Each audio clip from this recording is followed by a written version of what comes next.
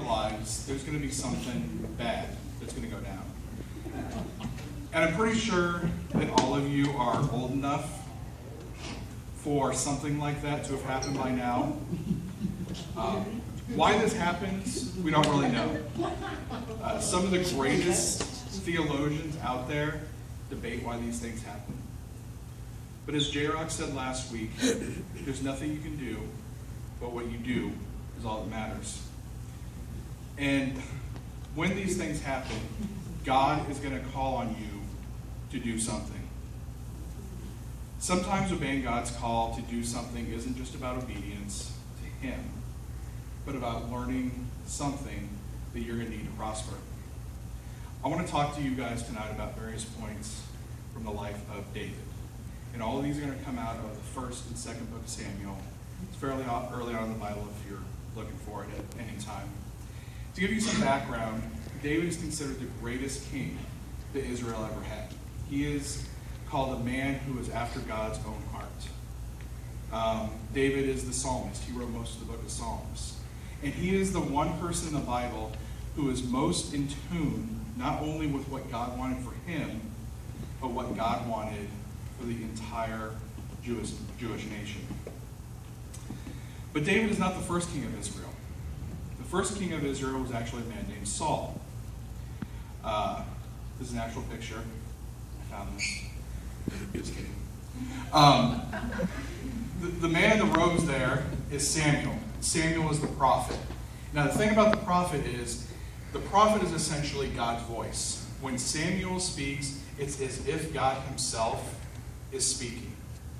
And it was the prophet who gets the word from God who to anoint as king.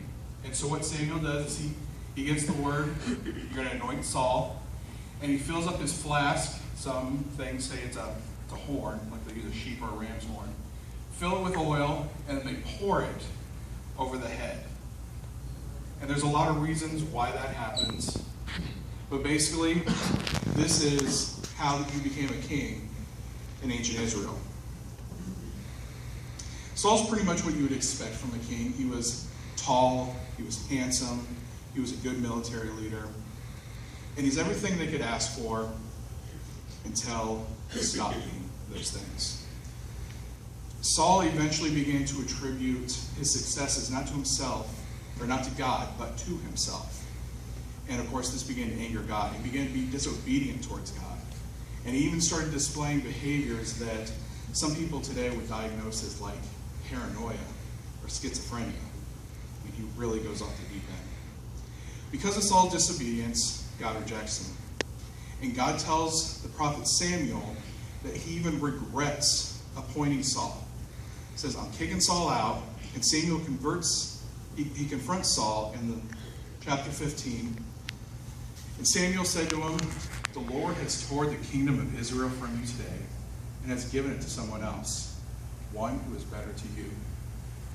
Now Samuel was the one who appointed Saul as king, but Saul is still the king. And this is the guy who is in charge of all the military. And he is not ready to give up his post. And so while Samuel knows what's supposed to happen, as you can understand, he's probably a little fearful for his life right now. Because like I said, Saul's not just giving up that role because Samuel came along and said so. And so at the beginning of chapter 16, we see something else. The Lord said to Samuel, how long will you mourn for Saul, since I have rejected him as the king over Israel? Fill your flask with olive oil and go to Bethlehem. Find a man named Jesse who lives there, for I have selected one of his sons to be my new king. Who's he going to find? Somebody said it. There you go. That's right, David. He's going to find David. So what we see here is that Samuel's not just afraid, but he's in mourning. Kind of a weird thing to have. But Samuel is somewhat justified in his mourning of Saul. He spent a lot of time on Saul. It wasn't just like they anointed Saul and boom, Saul was king. He knew what to do. Samuel had to work with him. He had to, pour himself into him. He worked with him. Have any of you worked with somebody a lot, or have you ever worked on a project a lot? And at some point you realize it's going to fail. It's just not going to work out. How excited are you when you have to say, I'm done with this. I'm not doing this anymore. And that's kind of where Samuel is. A couple weeks ago, Joe listed his top 5 most annoying Facebook posts. And I'm going to add one to it. And it's what I'm going to call the attention-seeking post. Number 1, I can't believe that just happened. What is wrong with people? Next one. Ugh! I want to scream every time that person does that thing. But I'm going to keep this as vague as possible so nobody actually knows who I'm talking about and I can deny it later. Next one.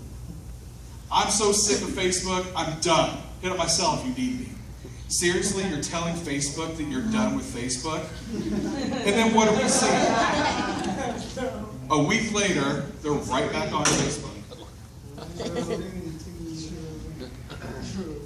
And then the last one, the reason this one has quotes is I actually pulled this off of an actual person on my Facebook who basically I see this about 5-6 times a week out of her. So sick of helping people out, and then when I need help, those people disappear. Frustrated beyond belief. That's a fairly mild one. I only went back a week. It goes much, much worse.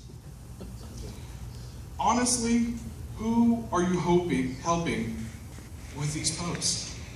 I'm not saying that you should be putting somebody on blast on Facebook, but doing this is just as bad, and you're not doing anyone any good. And we all have those people on our Facebook. We all have those people that are just like constant drama and want that attention. And when I see that, I kind of want to ask the same question that God asked Samuel. How long will you mourn? How long are you going to stay stuck in the past? How long are you going to whine and complain about a situation that you can't do anything about? Samuel can't redeem Saul. God has already rejected him. You can't get that person to undo those actions that hurt you. You can't undo your actions that hurt someone else or got you into trouble. And you can't make that guy or that girl that you've had that crush on for so long fall in love with you. So how long are you going to continue to make yourself feel miserable, annoy those around you, before you realize that the best thing you can do is move on? Now, God doesn't say you can't mourn. If you look at the verse again, he basically says, why are you still mourning? Fill up your flask, find Jesse, and anoint the new king. There's a time and a place for it, but at a certain point, you have to stop what you're doing and move on. Now, much later in David's life, we actually see him kind of show this pretty well. And it actually happens at what is universally agreed to be the worst time and the worst thing David ever did in his life. We jump ahead to the second book of Samuel, chapter 11. And it's when you read stuff like this that you kind of realize that soap operas have got nothing on the Bibles, guys. If you ever think the Bible is boring, there is some crazy stuff that goes down in the Bible. Basically, this is a time where David's a bit older. He's middle-aged at this point, and he should be out to battle with his men, but he stays back. And in staying back, he ends up having an affair with the wife of one of his top generals. On top of that, he gets her pregnant. So, what does he do? Does he fess up to it? No! He calls the husband home and tries to get the husband, his name's Uriah, to sleep with his wife to cover up who got who pregnant. But Uriah, he's an honorable guy. He's in tune with what God wants. And basically, if you were at battle during this time, you didn't come home and, have relations with your family. You were at battle, that's what you're focusing on. And Uriah's like, my men are still out there, so I might as well be out there. He leaves. So now David's in trouble. Uriah is going to know he's not this kid's father. So he sends word, put Uriah on the front lines of battle, and then he basically tells all his other generals, pull back. Leaving Uriah hung out to dry, and he gets killed.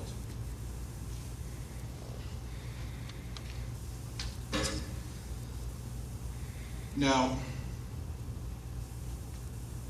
nobody is around to question who got Bathsheba pregnant, but God knows what happened. And he actually sends the current prophet, who's now named Nathan, to rebuke David. There's actually a very interesting exchange between Nathan and David. But essentially we get to this point where Nathan says, this is what you've done. We know exactly what you did. You're not going to die. But the child will die. I mean, if you read that, you have so utterly scorned the Lord that the child who is born to you shall die. Adultery, lying, and murder. God's forgiving, but there's consequences. And with great power, there comes a lot more consequences. David is distraught. He pleads with God. He stops eating. He's fasting. He lays on the ground. It doesn't say this, but when a lot of people mourn, they actually wear like sackcloth and cover themselves in ashes. And so David does this the entire time. And eventually, he sees some of his helpers that are around him. They start talking and whispering. And he knows something's up. And so he goes to them and he says, is the baby dead? And they say, yes, the baby's died. And so we expect to see a lot of things, but we see this. Then David got up from the ground. He washed himself, put on lotions, and changed his clothes. He went to the tabernacle, worshiped the Lord. After that, he returned to the palace, and served food and ate. Anybody else think that's kind of weird? Basically, all his helpers are thinking the same thing. You've just been, weeping and fasting and doing all this stuff. Why are you now going back to normal? And he gives them this response. But why? David replied, I fasted and I wept while the child was alive. For I said, perhaps the Lord will be gracious to me and let the child live. But why should I fast when he is dead? Can I bring him back again? I will go to him one day, but he cannot return to me. Pastor Rick Warren of Saddleback Church lost his son to suicide. He battled mental illness for quite some time. And at a certain point, after taking time off, he was beginning to write again and begin to prepare to preach again. And he actually said, I'm not really ready, but I know I'm supposed to. And he gives this quote about the situation. Moving on doesn't mean you stop caring. It means you can't change it. You don't have to stop mourning to start moving. What if Samuel hadn't moved on? What if he had never gone and found Jesse and anointed David? What if Rick Warren had never moved on? This guy's on the cover of Time magazine for a reason. He's the author of the #1 selling nonfiction book of all time. And he has more people as members of his church than there are people in Galesburg. What if you never move on from your situation?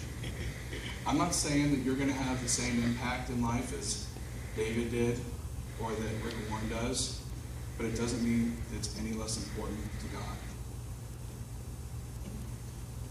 Now I want to look at one other thing. I'll say this.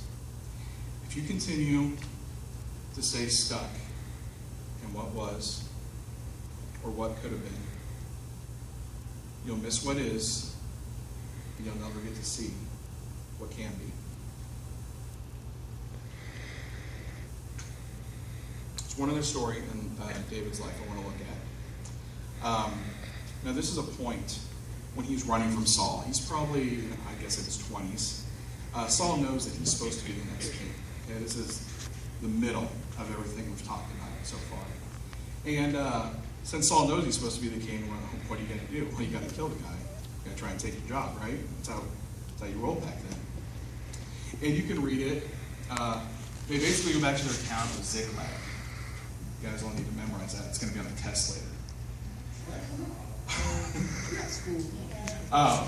They go back to their town of Ziklag, and they find that it's been burned down. Their wives, their children have been taken, and pretty much all like their treasure, everything is gone. And if you actually read that last verse there, they raised their voices and they wept until they had no more strength to weep. Have you ever cried so much that you can't cry anymore? Have you ever been so distraught over a situation that you literally can't cry any longer? I mean, I haven't, luckily, experienced something so horrible. But what do you think happens next? What do you think David does at this point? Everything's been taken from him. Everything he owns, everything he's loved. What's a guy do? Any guesses? Right? Dude, that is the best answer right there. It's exactly what he does. He doesn't run away. He could have, because honestly, you look at the next few verses, I don't have them up there, but one of the things you first read is the men are talking about stoning him. They've been fighting for him all this time, so who are they going to blame when all their stuff gets taken? Kill the leader. He doesn't just run up and jump up and, let's go right after him. He calls for the priest, he calls for the special garments, and he says, Lord, will I overtake them? Will I be successful? And God says yes. And to make the long story short, basically they go ahead and they get everything back.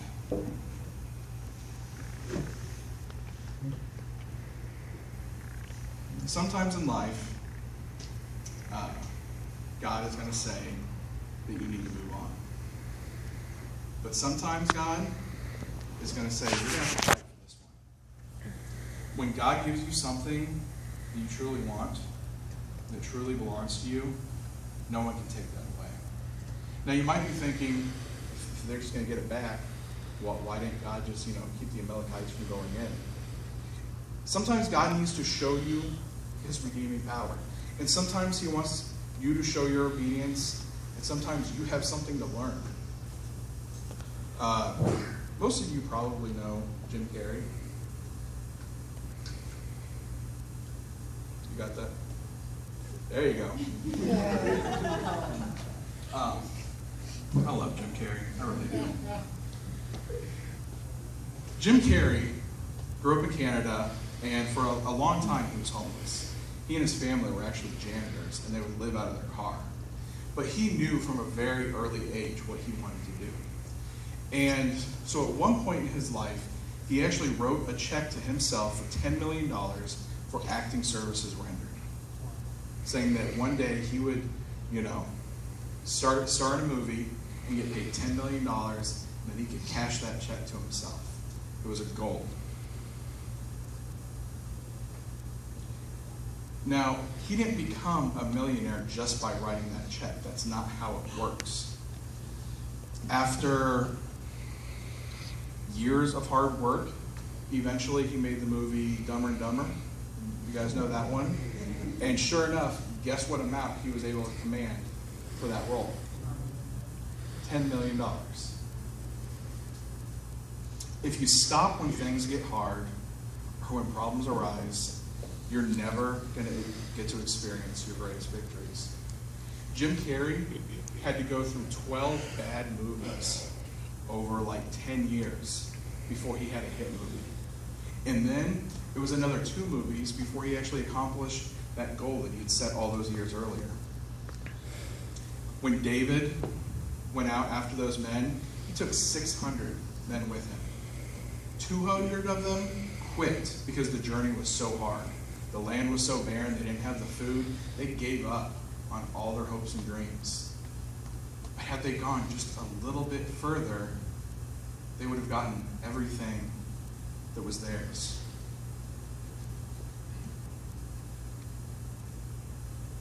There's one thing that the Bible shows us over and over. It's our greatest victories can come with Joshua's hands. The Israelites ended up with this unfaithful tyrant of a king, and eventually they got David, their greatest ruler. The disciples watched as Jesus was beaten and crucified, only to see him resurrected 3 days later. God wants you to have success, but he's going to ask you to do something yet. Why don't you guys pray with me?